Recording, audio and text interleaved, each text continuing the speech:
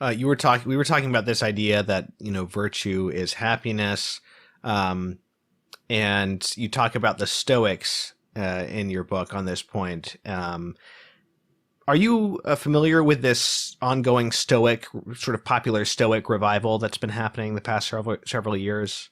Yeah, it's more than just the past several years. I think the one of the benchmarks of that was the Russell Crowe movie. What was it? Gladiator? Was that the movie? Yeah, I haven't seen it, but Yeah, it was. Well, it's a great movie, but basically it's a Stoic ethic. And after that, that's quite some time ago. It's by today's everything's forgotten in 15 minutes standards. It's a pretty old movie, even though right. to an old geezer like me, it doesn't seem that long ago. But there was really a Stoic ethic that was sort of celebrated there, and we're seeing another rise of that now. A number of my students say, "Oh yeah, I'm reading Marcus Aurelius."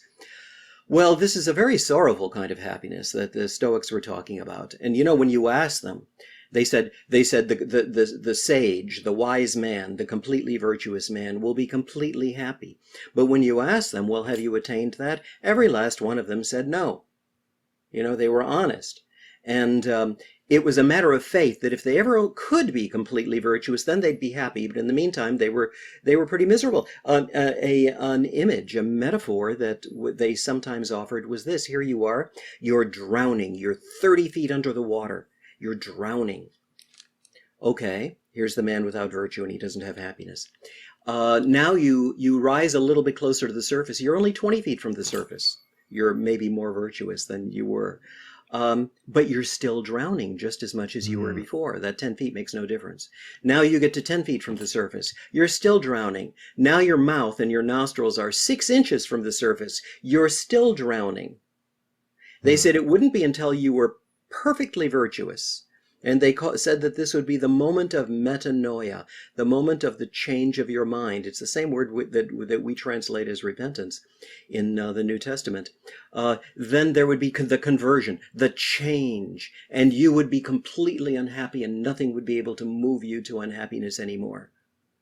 But none of them had ever experienced it. It was a point of faith. And as a matter of fact, what they actually recommended, if things got too much for you, they said commit suicide. One of the Stoics says, be like children.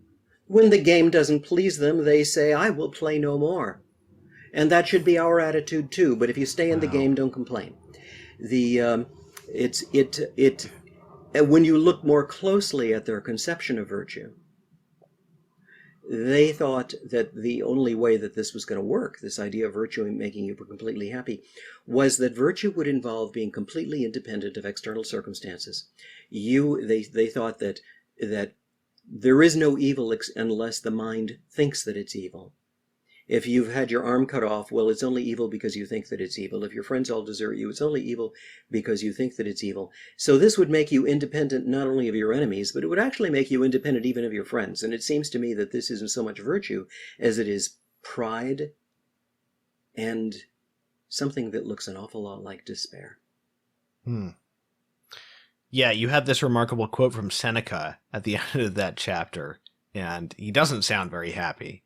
No, Augustine mocked them. Saint Augustine, in his work, he said, "Oh, what happiness this is, that one has to seek the aid of death to end it."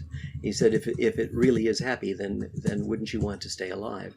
And if you seek the aid of death to end it, how can you be said to be happy?" Everybody could see this, it seems, except the Stoics themselves. Yeah, so I remember years ago, there's this great podcast called The History of Philosophy podcast hosted by Peter Adamson. And he did an interview with Sarah Byers, who's a professor of philosophy at Boston College and works a lot on Augustine. And she was talking about Augustine's critique of the Stoics. And it was very striking what she said is that, Augustine's belief in an afterlife allows him to be honest about sufferings in this life. And she said something like, I'm paraphrasing her, she said that Augustine basically says to the Stoics, look, like, because there's this afterlife, you don't have to lie anymore and say that it doesn't matter, if your child dies or whatever. You don't have to lie and say that you can be happy with all Yeah. those things going on. Yeah. That's You a don't have to be in denial. that's a brilliantly good insight about the Christian life in general, about Augustine in particular. I couldn't agree more with it. I had not read this comment of hers, and thank you for bringing it to my attention. But yeah, that's certainly true. One of the most hair-raising passages that I've ever read about the ills and the sorrows of this life is in Augustine. And a non-believing person might read Augustine and think, "Oh, what a terrible person! What a terrible life he must have lived! How bleak everything must have been! He saw only blackness." No, he was pretty cheerful. But his eyes were fixed on that perfect happiness, which will in that. People say pie in the sky by and by, but if it really is true that God will one day wipe the tears from the eyes of the oppressed, and that he keeps up our tears in a bottle, then that's something that we ought to know about, isn't it? I think it is. And it means you don't, if you're convinced, like the Stoics are, that, there must be, happiness must be attainable, then you don't have to pretend, like, if you know about the afterlife, that it is attainable in the afterlife, perfect happiness, that you don't have to, Yes. to be in denial about unhappiness in this life. Yeah. The psychology of this kind of thing works in other areas besides happiness too.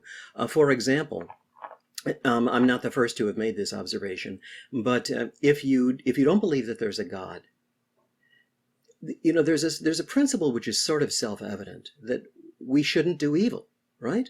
That evil shouldn't be done even for the sake of a good result. That's the whole point of something being intrinsically evil. And intrinsic evil is something that can't be justified by any possible result.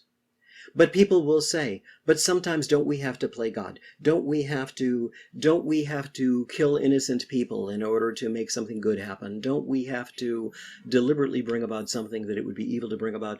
Because won't something bad happen? Well, if you don't have confidence in God, if you can't say, I'm going to let you take care of the consequences, God, you know what you're doing, then psychologically, from an intellectual point of view, it is still self-evident that evil is not to be done. But psychologically, you may feel compelled, if there's no God to take care of the consequences, then I've got to play God.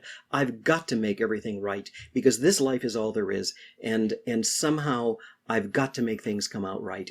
And you may do any atrocity whatsoever in order to try to make things right.